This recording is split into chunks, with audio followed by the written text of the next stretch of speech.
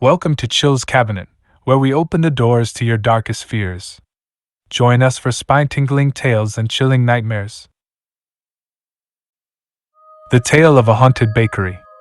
The scent of freshly baked bread hung heavy in the air as I pushed open the creaking door of the old bakery. The sign overhead swung in the wind, its paint peeling and barely legible. Rosewood Bakery. It read, though the word bakery had nearly faded into obscurity.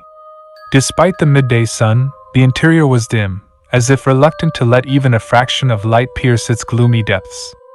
A shiver slithered down my spine as I stepped further inside.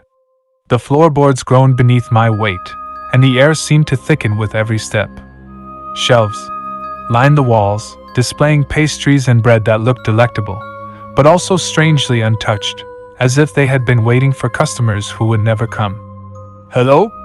I called out tentatively, my voice swallowed by the oppressive silence. A rustling sound reached my ears, and I turned towards a display case. My heart pounded as I watched a trail of flour materialize from nowhere, forming a delicate pattern on the countertop. My breath caught in my throat as the flour began to shift, shaping itself into words. "Help me!" My fingers brushed over the flour words, the sensation sending a jolt of cold through my body. The surface was smooth, but there was an undeniable urgency in those two words. I scanned the bakery, my gaze landing on the door to the kitchen. The dim light from the main room barely reached its entrance, leaving the space beyond in shadow. Against my better judgment, I made my way to the kitchen. The air grew colder, and the oppressive feeling intensified. The kitchen was a mess, flour strewn across countertops, rolling pins abandoned mid-roll, and trays of dough left untouched. My eyes were drawn to a door at the far end, slightly ajar, revealing a staircase leading downwards. My heart raced as I descended the stairs. The air grew damp, and the dim light of a single bulb illuminated a cramped space below. It was a bakery, much like the one above, but different. The walls were lined with ovens that emitted a faint, eerie glow. The scent of fresh bread mixed with something else, something metallic and acrid. Then I saw her, a young woman dressed in a faded apron, her face obscured by strands of disheveled hair. She was hunched over a counter, kneading dough with hands that seemed almost translucent. My voice wavered as I spoke her name, a name I didn't even know I knew. "Isabella?" The woman's head snapped up, and her hair fell away to reveal eyes that were hollow, empty voids. Her voice was a whisper, like a breeze through a graveyard. "Help me!" I felt a chill crawl down my spine, but I couldn't tear my gaze away from her. "What happened to you?" "They keep me here," she said, her voice trembling with a mixture of fear and desperation. "Trapped between worlds, forced to bake their desires."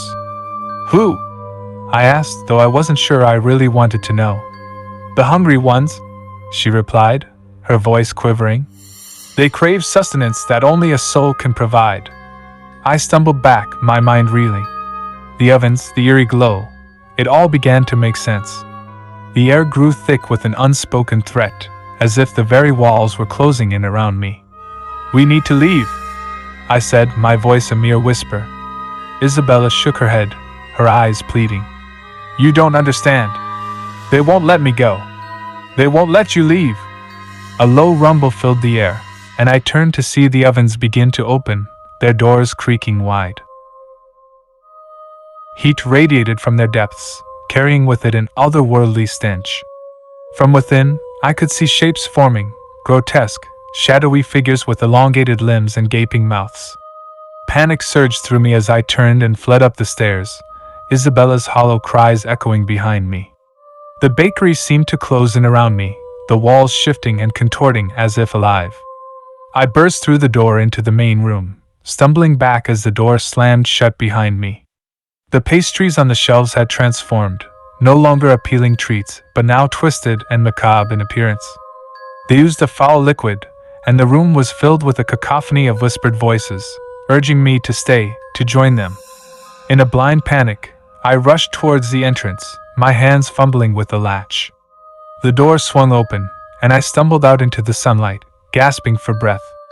The bakery's sign overhead groaned and creaked, its letters shifting to spell out one last message.